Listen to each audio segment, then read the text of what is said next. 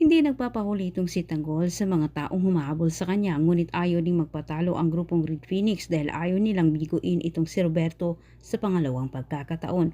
Ngunit sa kasamang palad, sila ay naisahan naman ni Tanggol. Sinadya ni Tanggol na ipakita sa mga ito na sumabig ang kanyang sasakyan para mapaniwala ang mga ito na siya'y wala na. At habang nakipagbakbaka na mag-isa itong si Tanggol sa grupong Red Phoenix, halos tumalo naman sa tuwa ang buong Dimas nang lumabas ang resulta. Nangunguna itong si Tanggol.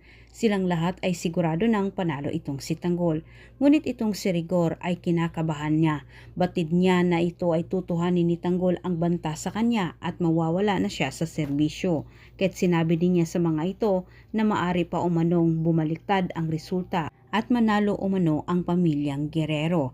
Samantala, gagawin na rin ni Ramon ang matagal na niyang gustong gawin sa pamilyang Guerrero, ang iligpit ng mga ito katulad na lang sa ginawa ni Ramon sa pamilyang Caballero.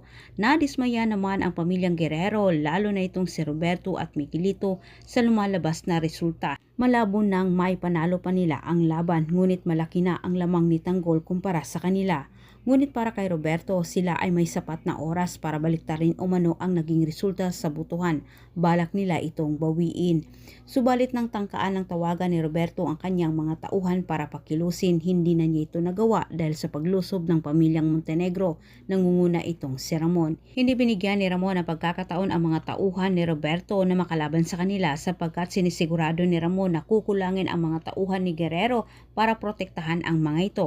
Samantala, hindi na magtagumpay itong si Gustavo na iligpit itong si Pilar sapagkat sila'y nautakan din ni Olivia. Nakipagsabayan ang magkapatid Roberto at Miguelito sa grupo ni Ramon at nangunguna si Ramon para itumba ang mga ito. Sa puntong ito, hindi na pinalad itong si Miguelito sapagkat siya'y natamaan din. Naghahanap ng kakampi itong si Olivia para masira ang pangalan ng mga Guerrero at ginawa niyang kakampi ang lalaki ni Roberto na kung saan ang mag-ama ang tinuhog ni Mayor. Bukan ni Olivia na kumbinsihin ang mga ito na pumanig sa kanya at magsasalita patungkol ito kay Roberto. Dagdag ding siniraan ni Olivia itong si Roberto sa lalaki nito. Dagdag pang sinabi ni Olivia na baka mamaya ipapaligpit din sila ni Roberto. Antabayanan po niyang susunod kong update. Daghang salamat sa inyong pagtanaw. Ayaw niyo kalimti pag-subscribe sa diri.